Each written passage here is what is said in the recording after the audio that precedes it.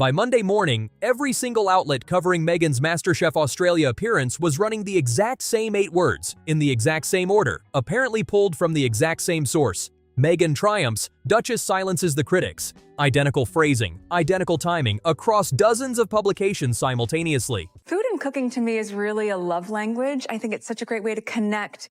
It's something that can feel sentimental and meaningful, and it's how I show my nurturing and love for my friends, family, and my kids. That's not organic coverage forming naturally around a genuinely surprising outcome. That's a coordinated press release wearing the costume of independent journalism. So let's actually work through, carefully and in order, exactly what happened on that specific Sunday night, because the gap between the celebratory headline version and the genuinely verifiable details sitting underneath it is considerably wider than most of the resulting coverage ever bothered to let on. And we're really able to figure out quite quickly that Meghan didn't know what she was talking about, couldn't really evaluate any of the food. Start with the moment that should have been the simplest 30 seconds of the entire broadcast, and somehow became the most revealing instead. Meghan didn't arrive as a random celebrity guest. She came attached to 2 seasons of a Netflix lifestyle show built entirely around food, family, and warmth around a table, plus an actual food brand carrying her name. MasterChef should have been the exact setting where all of that finally aligned. So when judges asked her a single question, "What's your favorite dish to cook for your family?" it should have taken seconds to answer. No mystery box, no clock, no technique test, just name a meal. She described it as a difficult question because there were multiple palates to please, then listed ingredient categories instead. And Poe has to say to Meghan, because Meghan's clearly never even watched the show before. Like they're realizing this, like they have to explain everything. And this is exactly what the new idea piece was talking about. Harry likes meat and creamy sauces. She prefers grilled fish and citrus. Before pausing to ask whether Australians say herbs or herbs. She never actually named a dish. Not once, across the entire answer. The pattern continued through a second opportunity. Given ingredients and asked what she'd personally make, she landed on pesto, basil, oil, a blender, something achievable in the time it takes to boil water, on a show built specifically around professional-level technique in front of a record audience. When the actual judges spoke during the episode, discussing acidity, texture, and how specific cultural heritage showed up in a contestant's plate, the contrast was hard to miss. Oh, I love Hi! Oh, my husband's here. Meghan's commentary tended to stay in safer, more abstract territory. Words like beautiful, meaningful, bold, language that works well on a product label but offers considerably less to someone with 15 minutes left on a competition clock. If this kind of detailed fact check is useful to you, the like button helps this channel keep digging into claims that most coverage simply repeats without checking. Now remember, Meghan allegedly, reportedly invited herself to appear on MasterChef Australia. Now let's actually verify the numbers, because this is where the story gets genuinely interesting rather than just anecdotal. Network 10 released real figures Monday morning. 1.6 million total viewers. Described as the show's biggest overnight Sunday audience since July 2023, with a streaming record of 118,000, up 16% year-on-year. Those specific numbers are accurate. Nobody disputes them. What Meghan's team apparently didn't mention in any of the resulting headlines is context that WHO magazine reportedly obtained directly from Channel 10. This wasn't actually the season's highest-rated episode. 2 other episodes that same season reportedly performed better. The record being celebrated publicly was real, narrowly defined, and considerably less impressive once placed beside the season's actual full performance. Oh God, it's so vomit-inducing. I've never known anybody to be so fake. There's a broader comparison worth including too. On the same night this episode aired, Seven's coverage of the Commonwealth Games reportedly drew 2.5 million viewers, and Nine's LEGO Masters reportedly pulled 1.7 million, both comfortably outperforming Meghan's episode in the same country, same night. MasterChef's season average was already sitting around 851,000 before her appearance, reportedly growing on its own trajectory regardless of any single guest. So where did the additional viewers for this specific episode actually come from? In the lead-up, boycott calls had circulated widely online, people publicly declaring they wouldn't watch. Meghan left production staff exhausted. A source said she was one of the most demanding celebrity guests apparently the series has ever hosted. Multiple viewers reportedly admitted afterward they'd tuned in anyway, despite planning to boycott, curious specifically about what would go wrong, rather than genuinely interested in the cooking. Every one of those viewers still counts in the official ratings figure, being cited as validation. Here's the detail that actually tells you what that number was worth commercially. Network 10 reportedly hasn't booked her back. In television, when a guest genuinely moves numbers the way the celebratory headline suggested, you typically secure a return booking immediately while the momentum is fresh. The silence on any follow-up appearance is arguably more informative than the ratings figure itself. It's worth being fair here for a moment, because a single awkward television answer doesn't automatically indict someone's genuine relationship with food or cooking more broadly. And because she's irrelevant without, basically acknowledging how irrelevant she is without her husband. This woman is a control freak, and she expects us to believe that Harry interrupts her shooting. Plenty of people who genuinely enjoy cooking freeze up under the specific pressure of live television, competition format questioning, and the knowledge that millions of people are watching in real time. It's entirely possible she genuinely does have favorite family meals and simply blanked under pressure, the way almost anyone might in that exact situation. What makes the moment worth examining isn't necessarily that it happened. It's the specific gap between that visible discomfort and the extensive commercial identity built around exactly this kind of culinary authority over 2 full seasons of television.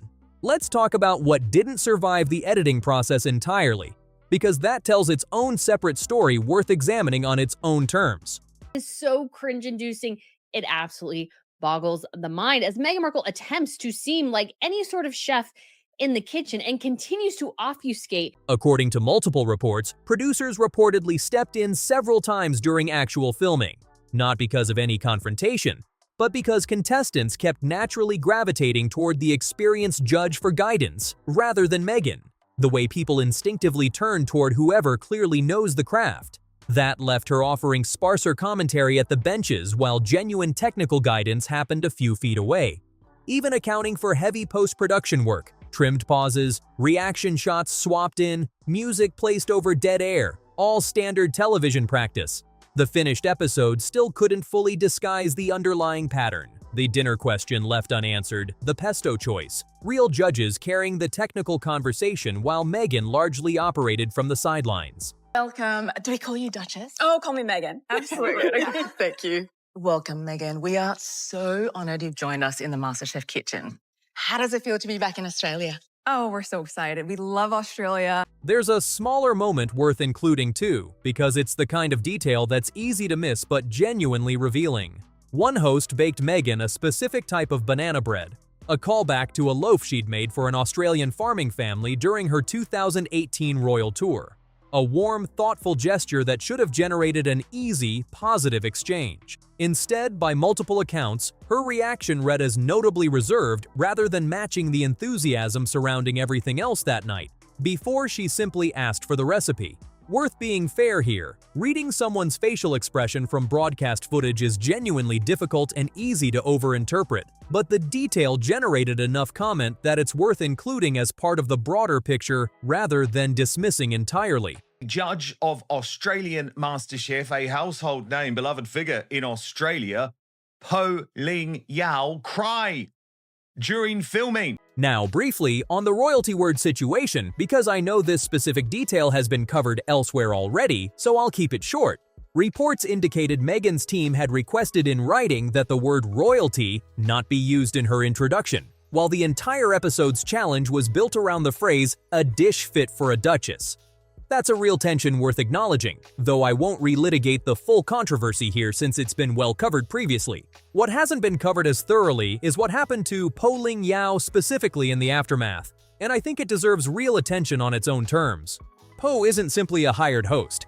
She competed on MasterChef Australia's very first season back in 2009, made the final, and has spent 17 years connected to the show since, eventually becoming a permanent judge. That kind of tenure builds genuine public affection that can't be manufactured.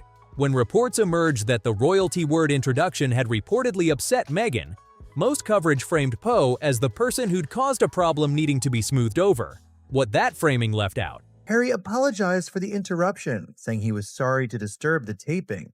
Some fans called the interaction sweet, while others called it so staged, an absolute cringe. Both women were reportedly outside the studio when the introduction actually aired, neither hearing it live. Poe reportedly hadn't used the word to make any kind of statement. She'd simply introduced a guest using language that matched how the entire episode's promotional campaign and central challenge had already been constructed. According to a source cited by New Idea, Poe reportedly wanted to apologize personally and was prepared to reach out the same day, but was reportedly told not to. Production and Meghan's team apparently made clear they didn't want contact. A woman with 17 years of goodwill built into that show, who'd done nothing beyond following the established framing of the broadcast itself, reportedly wanted to make things right, and was reportedly turned away.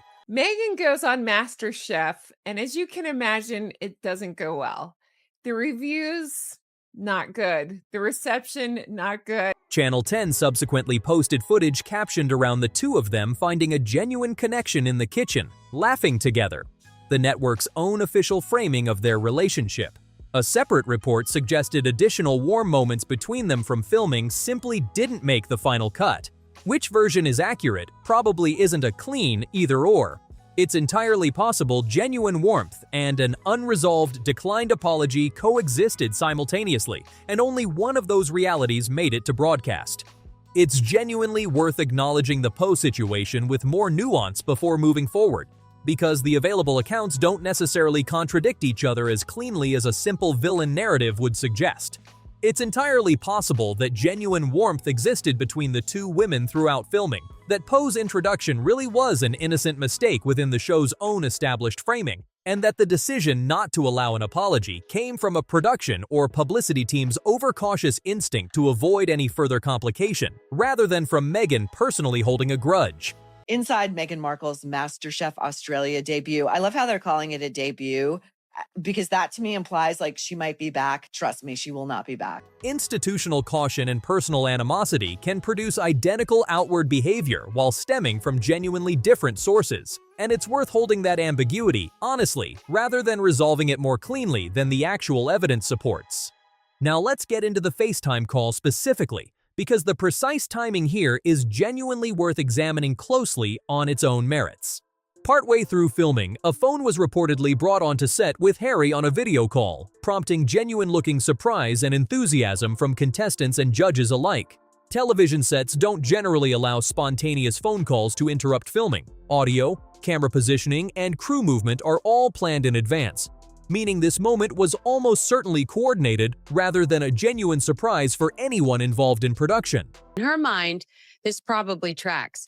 But you can't market royal prestige and then expect people not to question moves like this. The audience is trying to reconcile two very different identities. The specific timing is what makes this interesting. Harry was reportedly in Canberra that day meeting with veterans, having flown to the UK only 9 days earlier for what was widely covered as his first substantive meeting with Charles at Highgrove in years. Sources close to the production reportedly suggested a live Harry appearance may have been contractually built into the arrangement, potentially triggering additional compensation. Whether or not that specific financial detail holds up, the call did something narratively useful regardless of its contractual status.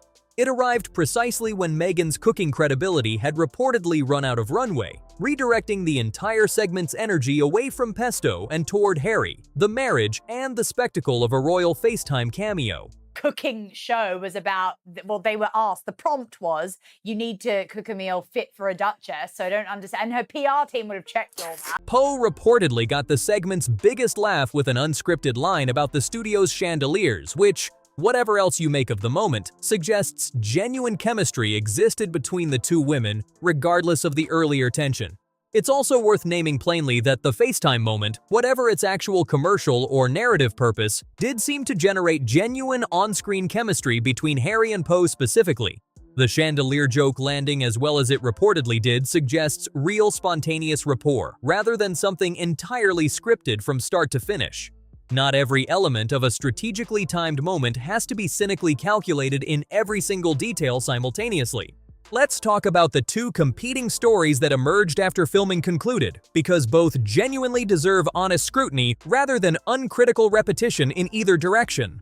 From what I've been told, that contestants of the show, they were asked to create a dish that was fit for a duchess, okay, using ingredients that Meghan had handpicked from the pantry. A newsletter called Naughty But Nice reportedly published production source claims describing Meghan as one of the most demanding celebrity guests the show had hosted, arriving with extensive requests and expecting the production to revolve around her. That story spread rapidly across multiple outlets within hours, largely without independent verification beyond the original post. Separately, at least one outlet reportedly spoke directly, on the record, with several contestants who were actually present. Multiple contestants reportedly described her as thoughtful, kind, and genuinely engaged, one specifically praising her feedback, another describing her as calm and present with each competitor individually. Meghan's own representatives reportedly called the demanding guest claims completely false. Here's the genuinely difficult part worth sitting with, honestly. Anonymous production sources have relatively little professional incentive to lie, but also little accountability if they're wrong or exaggerating. Contestants still building careers in a competitive industry have real incentive to stay diplomatic regardless of their private experience. 4 people saying the same positive thing on the record is meaningful evidence. It's just not necessarily the complete picture either. Both narratives can contain partial truth simultaneously, and neither side has much incentive to volunteer anything that complicates their preferred version. Now, the payment question, because this one actually resolved fairly clearly once verified. Reports circulated that Meghan had been paid roughly 380,000 Australian dollars for a single day of filming, a figure that spread across dozens of outlets within hours as established fact. When directly questioned, Network 10 reportedly confirmed she wasn't paid anything to appear, with the arrangement reportedly structured instead as a charitable contribution. The widely repeated payment figure appears to have been simply false. That said, the money question being resolved doesn't fully resolve the underlying tension critics have raised. The challenge was explicitly titled around honoring a duchess. The promotional campaign built the entire episode around her royal connection. Whether or not a personal check changed hands, her royal identity was functioning as the commercial engine of that broadcast, which sits in real tension with the 2020 agreement reportedly reached with the royal family specifically discouraging commercial exploitation of that status. Reasonable people can disagree about how directly that tension applies when no direct payment occurred, but the underlying contradiction between declining the word royalty on camera while the entire episode's commercial logic depended on it is worth taking seriously either way. It's genuinely important to name how these 2 competing accounts get weaponized differently depending on which outlet is running them too. Publications already skeptical of Meghan tend to amplify the anonymous demanding guest claims without much scrutiny of the source's actual credibility or possible motive. Publications more sympathetic to her tend to lead with the on-record contestant testimonials while giving less weight to the anonymous claims. Neither approach is actually neutral fact-finding. Both are selecting which version to foreground based on a pre-existing narrative preference, which is worth keeping in mind regardless of which specific story you're personally more inclined to believe. Here's where this story connects to something considerably larger, and I think it's genuinely the most interesting thread running through this entire situation. 3 days after the episode aired, Meghan posted photographs of her children at Althorp House, the Spencer family estate where Diana is buried. No caption drawing an explicit connection. According to reports, People magazine specifically drew a parallel to Diana's own childhood holidays at that same estate with her own sons. Same landscape, similar framing. That kind of specific parallel appearing in coverage from an outlet Meghan's team has previously worked closely with suggests deliberate messaging rather than pure coincidence. Though I want to be honest that this reading is an inference rather than something directly confirmed. Layer an additional context reported around the same period. Netflix reportedly ended the With Love, Meghan partnership after 2 seasons. The As Ever brand partnership reportedly concluded around the same time. Several prominent Montecito-based friendships were reportedly cooling. Against that backdrop, Meghan had reportedly filed a dozen As Ever trademark applications specifically in Australia back in September 2024, approved roughly a month before this MasterChef appearance, suggesting the Australian market entry had been planned well in advance rather than emerging spontaneously from this single television appearance. One industry commentator reportedly described the MasterChef cameo as a low-risk trial run for a new market, somewhat outside the more intense scrutiny she typically faces in the US and UK. There's also reported speculation about a Netflix meeting scheduled for later in 2026, potentially connected to content tied to the 30th anniversary of Diana's death in 2027. If that reporting holds up, the Althorp photographs read less like a spontaneous family visit and more like a deliberate visual thread being laid down ahead of a specific future project. None of this individually proves a coordinated master plan. That would be overstating what's actually confirmed versus what's reasonably inferred from a pattern of separate, real events. But the sequence is genuinely worth noting. A ratings appearance that generated real, if somewhat inflated, numbers. A payment controversy that turned out to be false but highlighted a genuine underlying tension. And photographs at a deeply symbolic location appearing just days later, connecting back to Diana in a way that several separate reports suggest wasn't accidental. It's worth stepping back for a moment before the closing thought, because I think it's genuinely easy to lose the forest for the trees across a story with this many individual threads. What actually happened here isn't the clean triumph the celebratory headlines claimed, and it genuinely isn't quite the outright disaster that critics eager for one seem to want either. It's something more specific. A controlled television appearance that generated real but overstated numbers, revealed genuine gaps between the sold image and the underlying substance, and appears to have functioned as one piece in a considerably larger, longer-term strategy that extends well beyond one Sunday night of cooking competition television. What do you genuinely think? Does the fuller ratings context we've walked through change how you personally read this entire appearance? Or were the celebratory headline numbers close enough to the full underlying picture regardless of the missing context? And separately, do you genuinely buy the Althorp to Netflix theory as evidence of a deliberate, coordinated strategic sequence unfolding across multiple months? Or is that reading connections into what might simply be a series of entirely separate, coincidental events that only look connected once you're already looking for a pattern? Let me know your genuinely honest take on all of this down in the comments, because I think this is one of those stories where reasonable people can land in fairly different places depending on how much weight they give to context versus headline numbers. And if this kind of deeper, more careful fact check is exactly what you come here for, rather than just another repeated headline, go ahead and subscribe to Palace Insider so you catch the next one. There's clearly a lot more of this particular thread still to unfold between now and 2027, and I don't think we've heard the last of it.